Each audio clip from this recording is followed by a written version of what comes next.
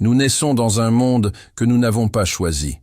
Nous grandissons sous l'emprise de circonstances que nous ne contrôlons pas. Et pourtant, nous passons notre existence à vouloir tout définir, tout posséder, tout comprendre, comme si l'univers lui-même était un puzzle dont nous pourrions assembler les pièces à notre guise. Mais voici la vérité brutale. Nous ne sommes que des voyageurs dans un désert d'incertitude, poursuivant des illusions comme un homme assoiffé court après un mirage. Alors, que faire? Désespérer face à l'absurde?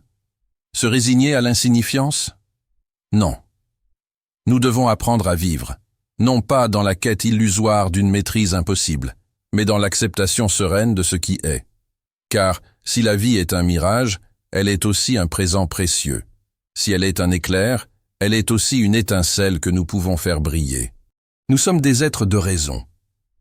Mais trop souvent, notre raison se laisse enchaîner par des désirs futiles, des peurs irrationnelles et des attachements sans fondement. Nous avons peur du temps qui passe, peur de perdre, peur de mourir. Pourtant, ces peurs sont des ombres que nous projetons nous-mêmes sur les murs de notre esprit. Nous courons après la gloire, l'argent, la reconnaissance, croyant que ces choses nous rendront complets, alors qu'elles ne sont que des vagues sur l'océan du temps, disparaissant aussi vite qu'elles sont apparues. Mais il existe une autre voie, une voie que les sages de l'Antiquité ont enseignée, et que nous pouvons choisir aujourd'hui, celle de la vertu, du détachement et de la maîtrise de soi. Car si nous ne pouvons posséder le temps, nous pouvons posséder notre esprit. Si nous ne pouvons arrêter le changement, nous pouvons apprendre à danser avec lui. Et si nous ne pouvons maîtriser le monde, nous pouvons au moins nous maîtriser nous-mêmes. Nous devons donc cesser de nous préoccuper de ce qui ne dépend pas de nous. Le regard des autres, les caprices du destin, les aléas de l'existence, tout cela est hors de notre contrôle. Mais ce qui est en notre pouvoir, c'est notre manière de réagir, notre capacité à faire face à l'éphémère sans crainte, à embrasser la vie sans nous y attacher désespérément. Nous devons cultiver notre esprit comme un jardinier cultive son sol. Éliminer les mauvaises herbes des pensées toxiques. Nourrir nos réflexions par la lecture, la méditation et l'introspection. Nous devons être vigilants, car le monde tente sans cesse de nous distraire, de nous faire perdre notre cap en nous submergeant de divertissements et d'insatisfactions fabriquées. Mais nous ne serons pas de ceux qui s'égarent. Nous serons de ceux qui avancent, non pas en cherchant à capturer des mirages, mais en marchant avec force et sagesse vers la seule vérité qui compte, celle de notre propre maîtrise, de notre propre vertu. Alors, vivons pleinement, non pas dans l'illusion de la permanence, mais dans la clarté de l'instant présent. Car c'est en acceptant l'impermanence que nous trouvons la liberté. C'est en embrassant l'éphémère que nous accédons à la sérénité. Et c'est en nous détachant de ce qui nous échappe que nous nous emparons enfin de ce qui a toujours été en notre pouvoir, notre propre destin. Ce n'est que le début de notre exploration. Approfondissons chaque aspect de ce voyage, détaillons les principes stoïciens, illustrons-les par des exemples historiques et contemporains, et intégrons des exercices pratiques pour que chacun puisse appliquer ces enseignements dans sa propre vie. Nous allons examiner comment la discipline forge l'âme, comment la résilience nous élève et comment l'humilité nous guide vers une sagesse authentique. Premièrement, nous devons comprendre l'illusion de la vie. Nous sommes conditionnés à voir la vie comme une ligne droite, un chemin que nous devons suivre en accumulant des possessions, des réussites et des moments de gloire. Mais en réalité, la vie est fluide, imprévisible et, en grande partie, hors de notre contrôle. L'erreur que nous commettons est de croire que nous pouvons figer le temps, posséder un moment ou capturer une émotion pour toujours. Prenons l'exemple d'Alexandre le Grand. Il a conquis un empire, mais à quoi cela lui a-t-il servi? À sa mort, il a laissé derrière lui des territoires en guerre, des héritiers incapables de maintenir son œuvre et une mémoire qui, avec le temps, s'est effacée. Il pensait dominer le monde, mais le monde l'a englouti comme il engloutit tout. À l'inverse, des philosophes comme Épictète, dépourvus de richesses matérielles, ont laissé une sagesse qui traverse les siècles. Pourquoi? Parce qu'ils ont compris que la seule chose que nous possédons véritablement, c'est notre façon de penser et d'agir. Nous devons donc cesser de courir après des illusions et recentrer notre énergie sur l'essentiel, notre propre développement intérieur. Car au final, tout ce qui nous entoure disparaîtra, et la seule chose qui restera, c'est ce que nous avons fait de nous-mêmes.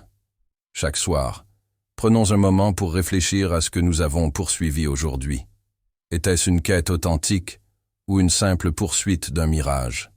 Avons-nous agi avec sagesse ou avons-nous été emportés par des désirs éphémères?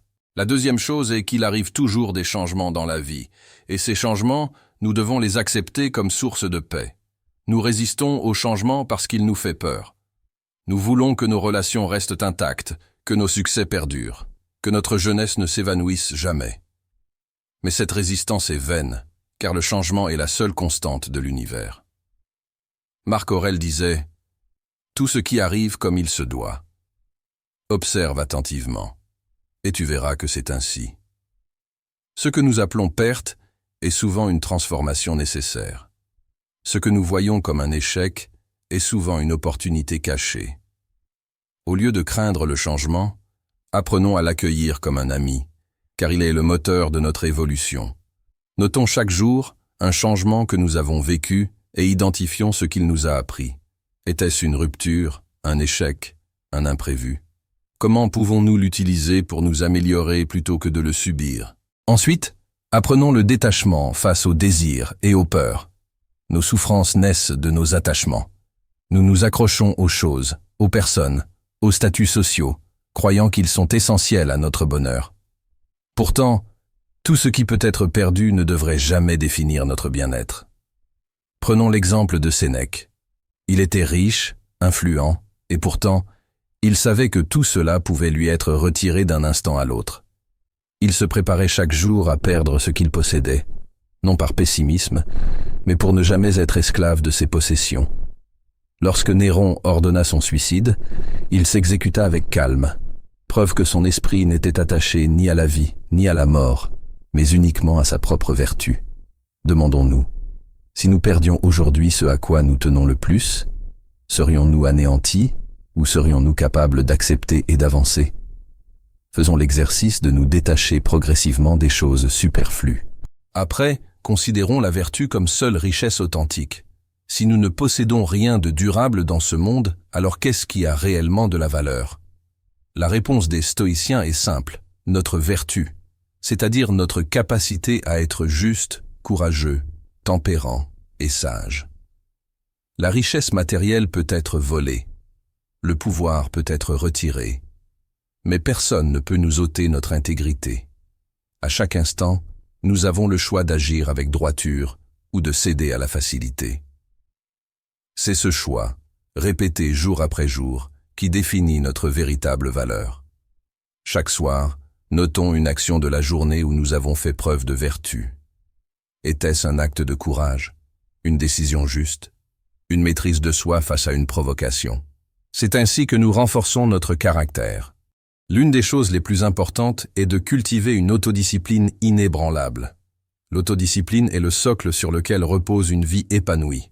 Sans elle, nous sommes esclaves de nos pulsions, ballottés par nos émotions et incapables de concrétiser nos aspirations. La maîtrise de soi est l'arme qui nous permet de dominer nos instincts et d'agir en accord avec nos valeurs. Prenons l'exemple de l'entraînement des gladiateurs dans la Rome antique. Chaque jour, ils s'entraînaient à la douleur, au manque, à la rigueur, afin de ne jamais être surpris sur l'arène. Nous devons être ces gladiateurs de l'esprit, nous forgeant par l'habitude et la persévérance. Choisissons une habitude à renforcer. Se lever tôt, faire du sport, méditer. Engageons-nous à la pratiquer chaque jour, sans exception. Car chaque fois que nous résistons à la facilité, nous nous renforçons intérieurement. Si nous voulons mener une vie épanouie, alors nous devons cultiver la résilience face aux épreuves. Nous ne pouvons pas contrôler ce qui nous arrive, mais nous pouvons contrôler la façon dont nous y réagissons. Chaque épreuve est une opportunité de grandir. La douleur, l'échec, la perte. Tout cela forge notre caractère si nous choisissons de les voir comme des leçons plutôt que des malédictions. Regardons l'histoire de Nelson Mandela. Il a passé 27 ans en prison, mais il a refusé de devenir amer. Il a utilisé cet emprisonnement pour se renforcer mentalement et spirituellement, pour devenir un leader encore plus grand. C'est cela, la véritable résilience. Chaque soir, notons un défi que nous avons affronté et analysons la façon dont nous avons réagi. Avons-nous cédé à la colère ou avons-nous trouvé un moyen d'apprendre de la situation? Si vos rêves ne vous font pas peur, c'est qu'ils ne sont pas assez grands, disait Ellen Johnson. Et ça, les stoïciens l'avaient compris bien avant. Il est important de servir un but plus grand. Vivre pour soi-même est une impasse. Ceux qui ne cherchent que leur propre satisfaction finissent par ressentir un vide, car l'accomplissement personnel passe par une contribution au-delà de nous-mêmes. Que ce soit par notre travail, nos relations ou nos engagements, nous devons inscrire notre existence dans une perspective plus large. Les philosophes stoïciens insistaient sur le fait que notre devoir est de servir la communauté, d'apporter de la valeur au monde. Le succès personnel est insignifiant s'il ne bénéficie qu'à nous-mêmes. Posons-nous la question, comment puis-je aujourd'hui améliorer la vie d'une autre personne, même de manière infime? Une parole bienveillante, un conseil, un geste de soutien. Chaque jour, cherchons à donner plus que nous ne recevons. Si je vous dis « le memento mori », qu'est-ce que cela vous rappelle? Cela signifie que nous devons nous souvenir de la mort pour mieux vivre. Le memento mori est l'un des outils les plus puissants du stoïcisme. Il consiste à méditer régulièrement sur notre propre mortalité. Cela peut sembler morbide, mais en réalité, c'est un moyen de renforcer notre appréciation de la vie. Nous passons notre temps à remettre les choses à plus tard, comme si nous avions l'éternité devant nous. Mais la vérité, c'est que notre temps est limité. Prendre conscience de notre mortalité nous pousse à vivre avec plus d'intensité, à ne pas nous attarder sur des broutilles, à donner plus de sens à nos actions. Sénèque nous rappelle « Tu vis comme si tu étais destiné à vivre éternellement. Ta propre fragilité t'échappe. Tu ne tiens pas compte du temps qui passe, et tu perds ainsi ta vie sans même t'en rendre compte. » La plus grande peur de l'homme est celle de la mort. Pourtant, c'est la seule certitude absolue de notre existence. La nier ou l'ignorer est une erreur. L'accepter pleinement est une source immense de liberté. Si nous vivons en gardant à l'esprit que chaque jour peut être le dernier, nous apprenons à vivre pleinement. Chaque matin, prenons un instant pour méditer sur notre propre mortalité, non pas pour nous angoisser, mais pour nous rappeler que tout ce que nous faisons doit être empreint de sens et de valeur. Nous avons ainsi parcouru un chemin à travers les illusions, les défis et les vérités essentielles de l'existence. Mais ce voyage ne s'arrête jamais. À chaque instant, nous avons le pouvoir de choisir, rester esclaves de nos illusions, ou embrasser la réalité avec courage et sagesse. Continuons à cultiver notre esprit, à vivre avec vertu et à marcher sans crainte dans l'inconnu, car c'est là que réside la véritable liberté.